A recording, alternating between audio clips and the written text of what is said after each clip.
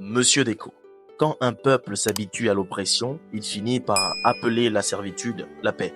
Aujourd'hui, je voudrais vous répondre. Je voudrais parler à cœur ouvert, sans haine, sans calcul, mais avec la certitude que les mots doivent parfois briser le silence avant que le silence ne nous enterre.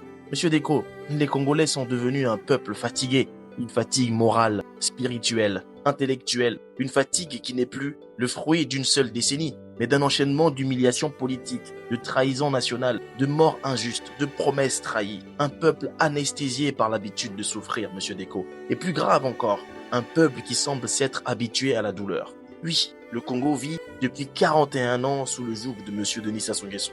Et ce que certains qualifient de dictateur, à juste titre, ne se limite pas à un pouvoir illégitime. Elle est devenue une culture, un système mental, une manière de vivre à la soumission, de normaliser l'inacceptable.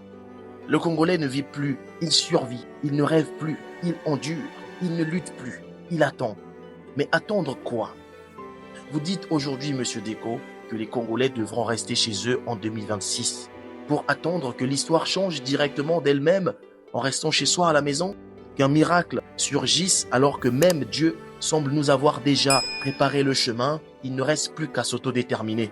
Nous avons connu 1997, 98, 2002, 2015. Nous avons connu votre génération. Nous avons pleuré nos morts à Owando, dans le Poul, dans la Bouenga, à Pointe-Noire, à Brazzaville. Nous avons vu des prisons se remplir de jeunes innocents, d'opposants, de journalistes et de citoyens.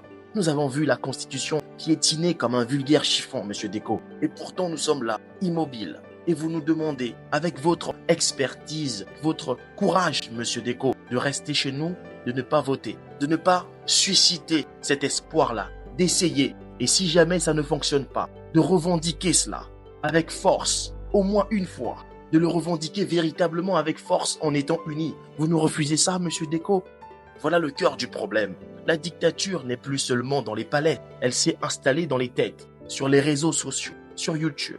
Elle nous suit, elle nous hante même chez nous. Partout où nous sommes, nous avons pu cultiver cette peur de la dictature, cette peur de parler. Oui, notre manière de parler politique, de notre manière d'éviter les sujets sérieux, de notre manière de tolérer la corruption, de la banaliser et même de la normaliser, de notre manière d'applaudir le bourreau parce qu'il a construit un rond-point. Les Congolais semblent ne plus voir les signes d'un pouvoir à bout de souffle, d'un régime qui recycle les mêmes discours, les mêmes ministres, les mêmes mensonges.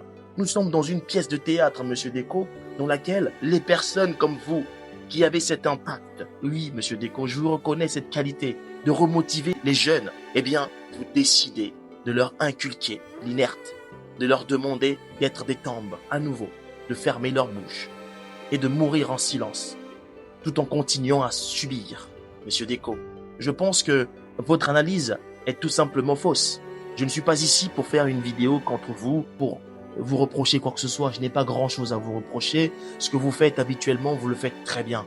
Je pense tout simplement, monsieur Déco, que votre analyse est fausse, que vous vous trompez tout simplement dans la façon d'aborder la question. Et ça, je pense avoir le droit de pouvoir le dire à un aîné. Parce que si je ne peux plus dire ce que je pense à un aîné, eh bien malheureusement, on a brisé la transmission. On a brisé le lien, le fil qui nous lie avec nos anciens, que vous êtes, avec les autres bien sûr.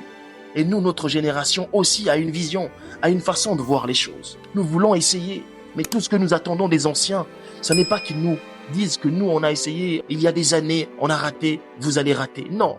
Ce qu'on attend, c'est que ces anciens aussi nous propulsent, que ces anciens nous accompagnent dans ce que nous voulons faire. Peut-être que ça fonctionnera. Alors, si toutes les choses qui ont été déjà faites n'ont pas fonctionné, n'existe-t-il pas une autre façon de voir?